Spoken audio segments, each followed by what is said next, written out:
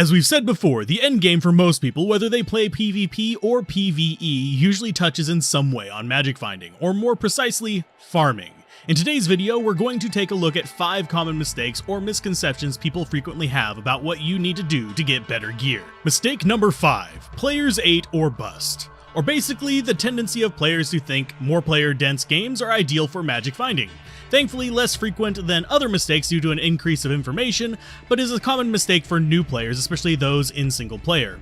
While it is true that the higher player counts reduce the no drop rates of normal enemies, it is important to remember that most of the targets you will be farming are not normal enemies in most cases, especially when hunting uniques, set items, etc. Unique enemies do not require higher player counts to get drops, so players 1 is as effective as players 8, with a lot less difficulty. While dealing with act bosses, they work a little bit differently, but still, you see very little increase in rewards above players 3. Higher players count is generally only ideal for farming for runes, and even then only in specific areas, and generally speaking, player 7 is going to be more ideal than players 8, and players 5 will get you more than high enough drop rates without massive increases in clear time, and yeah, the only reason to go to players 8 is going to be XP, not gear. Mistake number 4, magic find percents. This is a tendency of players to view the need to get higher and higher magic find percents as a necessity for farming. The reality is, many key items such as runes and charms don't require magic find at all to find at least the optimal items, and even items like jewels are only marginally improved by magic find thanks to rainbow facets, though basically magic jewels are often favored over all but the best rare jewels because, well, modifiers are different on magic and rare. The other factor of this is that the return on investment for higher magic find shrinks exceptionally fast due to magic find limitations. You're often far better off killing quickly or in a more entertaining fashion with about 250% magic find than you are slowing down and killing with 750% magic find. This is mostly due to diminishing returns on unique, set, and rare item drops, and is often better to get double the drops than it is to get triple the magic find percents. Mistake number 3, level 85 areas. While good, this is a myth perpetrated by the popularity of Holy Grail videos and challenges. They are necessary for this, but most of the core items for builds, outside of a few specific items like Arachnid's Mesh, are going to be available from a much wider variety of areas, including act bosses.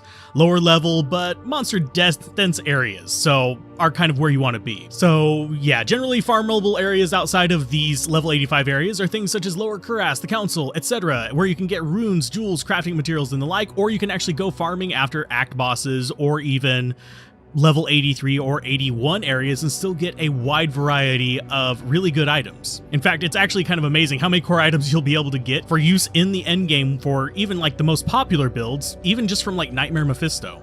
Mistake number 2, forgetting the rares. While not every rare or magical item is godly, there are a lot of circumstances where rare items can easily be more powerful than unique, sets, or even rune words in the same slot.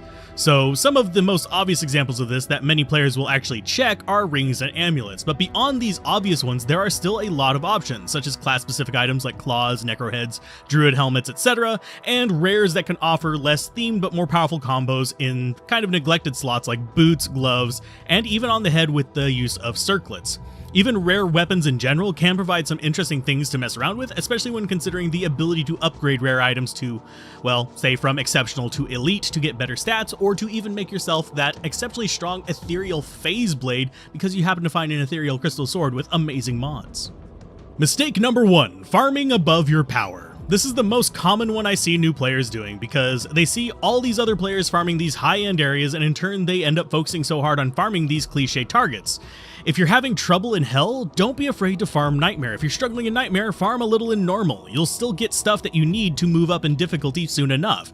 If it's taking you ages to farm in a location everyone says you should farm, then you're not ready for that area yet, or it's not the optimal one for your class or build. Some classes are exceptional Mephisto killers, others are better suited for Diablo, some are best at clearing level 85 areas but suck at bosses, others the exact opposite. It's not being able to crowd control, but drop bosses super quickly. So yeah, farming isn't something you always do at the final target location. It's a build up so you can effectively get the gear you need for this, and then when you get there, it will often be to reach another goal, whether that's to gear for another character, or pursuit of Holy Grail, or even hunting items for a specific dueling bracket, or even to turn your character into a PvP god.